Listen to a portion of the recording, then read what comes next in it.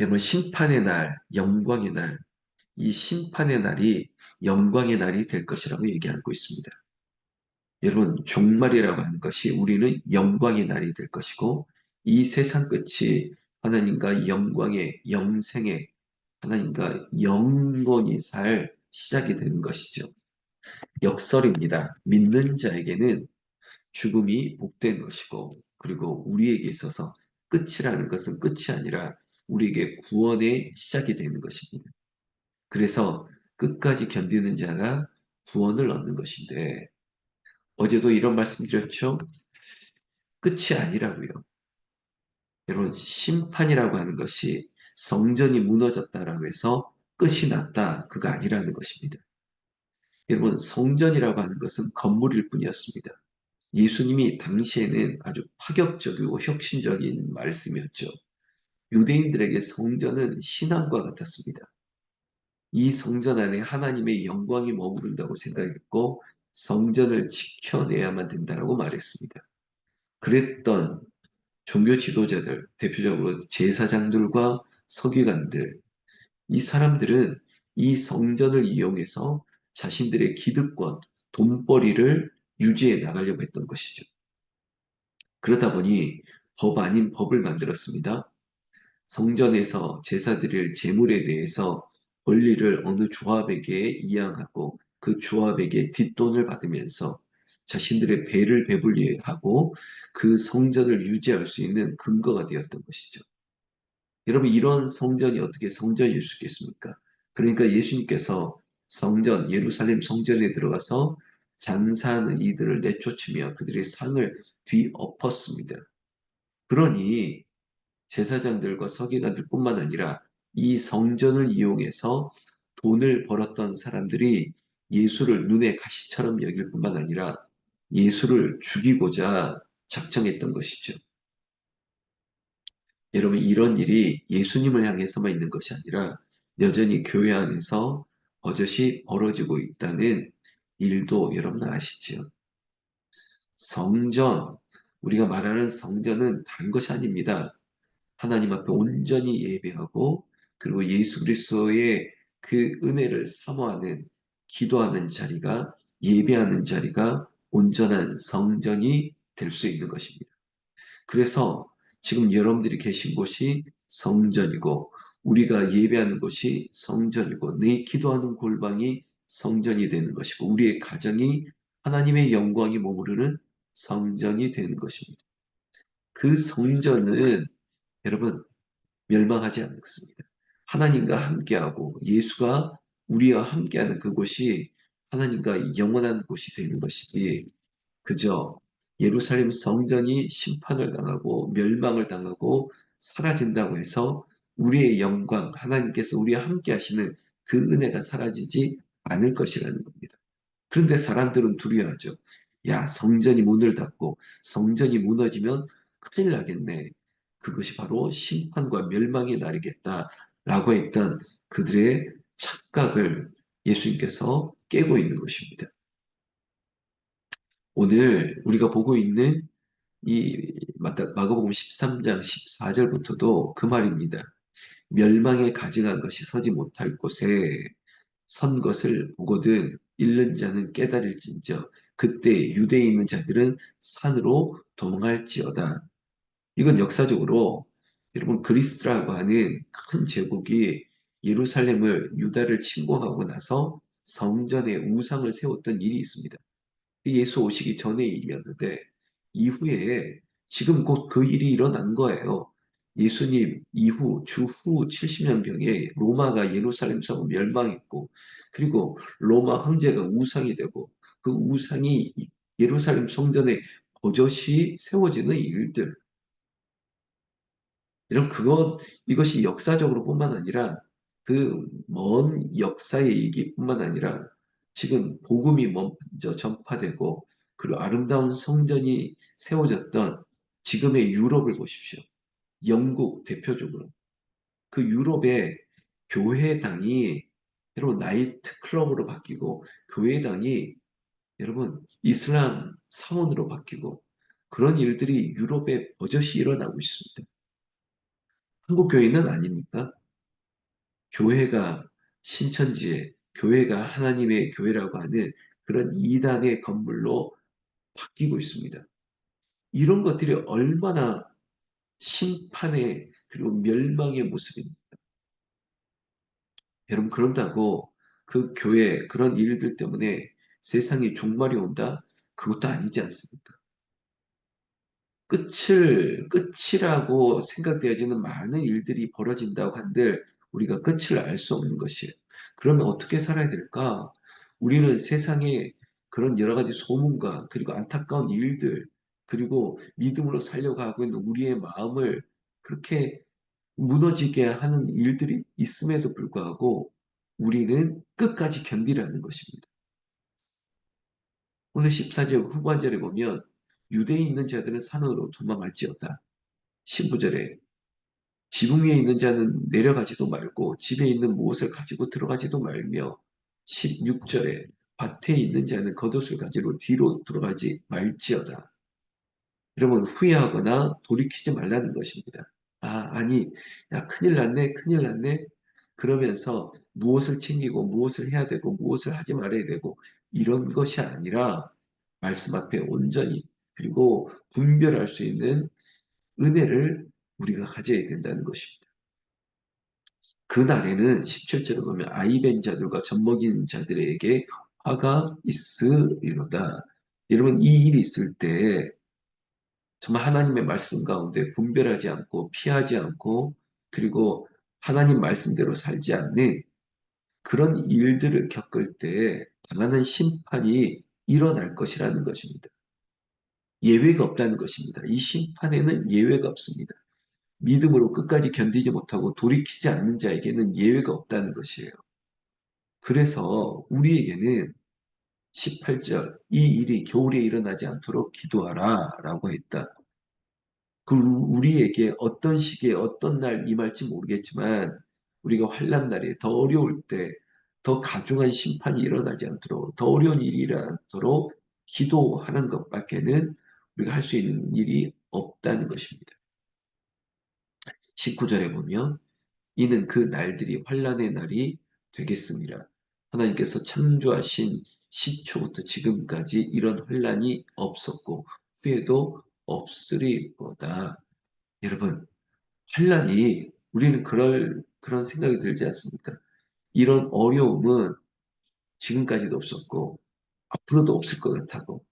그거는 내 생각이고 나의 판단일 뿐입니다. 우리에게 이보다 더 어려운 일이 일어날 수도 있겠죠. 우리에게 고난이 면제되거나 없었으면 좋겠지만 고난이 없을 수는 없겠죠. 이 모든 상황 가운데 우리는 어떻게 살아야 될 것인가? 그럼 우리가 어떻게 살아야 될 것인가? 여러분 우리가 안전하게 그리고 환난과 어려움을 피할 수 있는 길은 딱 하나밖에 없습니다. 주께로 나아가는 것입니다. 우리의 영원한 도피성이 되고 우리에게 안전한 거처가 되는 것은 예수님밖에 없어요. 참 역설적이지 않습니까?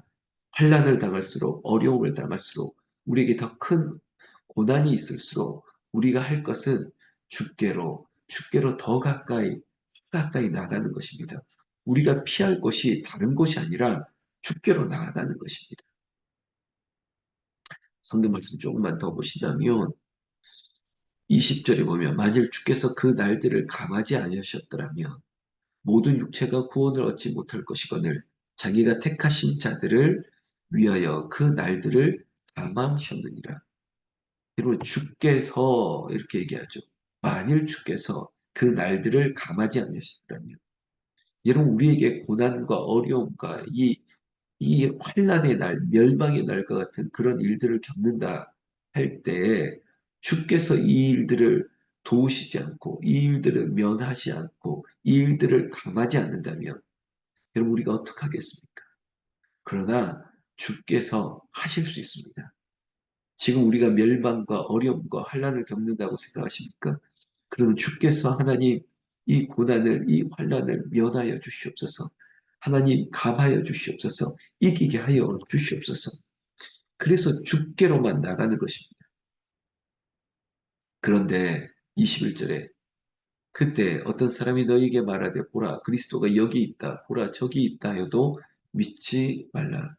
여러분 주께로 가까이 주께로 가오니 여러분 주께로 나아가는데 여러분 누군가는 얘기합니다. 아 예수가 저기 있네. 주님이 저기 있어. 여러분 여기 있다 저기 있다.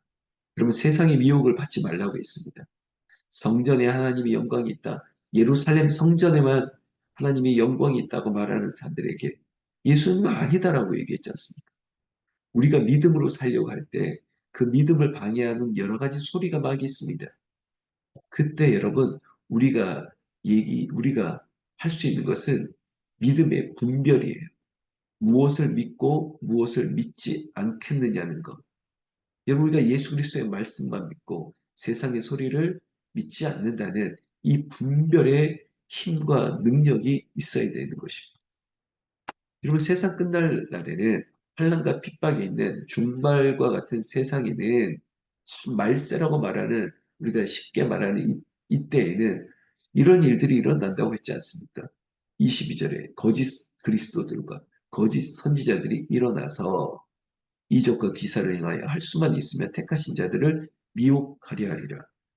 여러분 거짓 그리스도, 거짓 선지자들.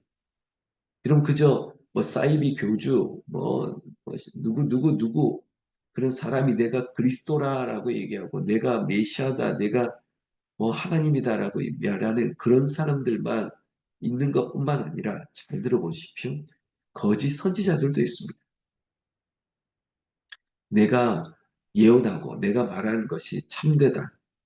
여러분 누굽니까? 교회 안에도 이런 사람이 있어요. 내 말이 맞아. 내 말대로 해야 돼. 이것이 진짜야. 마치 지어내는 말도 있고요. 자기가 예언하듯이 하는 말도 있습니다. 다 거짓이에요. 그래서 우리에게 있어서 우리를 미혹하려고 하는 거예요. 우리가 믿음으로 주께로 더 가까이 진리 안에서 자유를 얻으려고 하는데 자꾸 성전에 가두려고 하는 거예요. 내가 선지자라고, 내 말이 맞다고, 이렇게 해야 된다고 강요하는 거짓 선지자들을 통해 미혹을 받지 말라는 겁니다. 23절에 너희는 삼가라.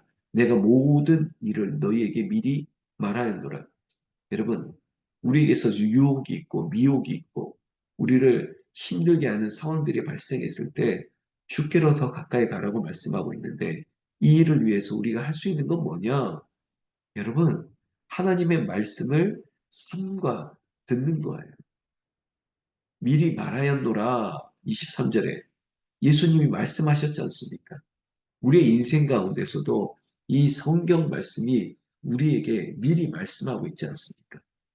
우리가 하루하루를 살 때, 아니 오늘을 살 때, 그럼 오늘 이 말씀이 나에게 그래 너의 인생의 큰 어려움 중에도 너의 믿음을 끝까지 견디기 위해서 내가 미리 말하였다고 하면서 말씀을 주고 있지 않습니까? 그 말씀을 붙들고 우리가 견디는 거예요.